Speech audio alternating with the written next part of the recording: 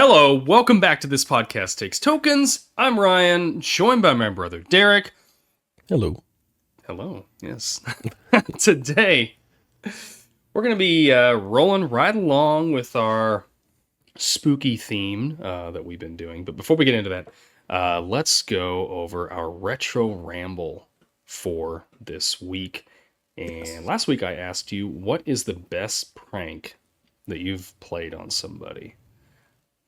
Do you want me to go first, or would you like to go first? I'll go first because mine's kind of, all right. So I don't really have a lot of prank stories. Okay. Not really a pranker. Not really a prankster.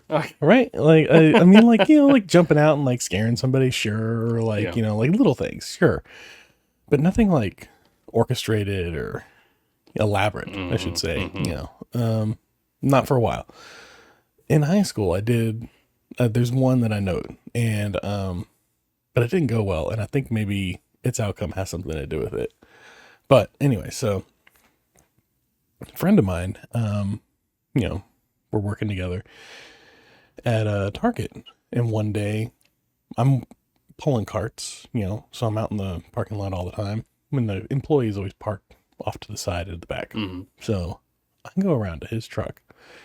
And I get one of those shoe polish things, and I write on the back window of his truck, which is facing the parking lot, for sale, like the number 4, SAIL, like poorly spelt. Yeah. $500. And then I put his phone number underneath of it, like his cell phone number. And then just left it like that, right?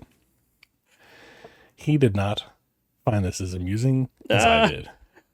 He called me, or no, he didn't call me that, but he didn't find it as amusing as I did. So the next day, I get out of school and I come out to my truck, and all the windows are blacked out with that same chalk stuff. All the windows, the rear view mirror, all the lights, like everything. Like he completely whited out my truck. My truck was white, so he whited out everything, and I had a white out truck. And it's late May in Texas. It's baking in the sun all day because he did this like early in the morning after we'd all gone into school, because he had like an elective in the morning and he was out in the parking lot. So him and his friends like did this. I couldn't get it off. I couldn't wipe it off. It wouldn't come off with water. I had to sit there with like a razor blade and scrape enough that I could see. Gosh. And take it to like a car wash and clean it off. And then he called me later that afternoon, and with some choice expletives said, basically, that's why you don't mess with him. And I was like, okay, fair enough. It felt a little overkill to me, but after that, I think I was a little soured on you didn't mess pranking. with me. Yeah. So that's my prank story for you. That's great. That's great. What do you got?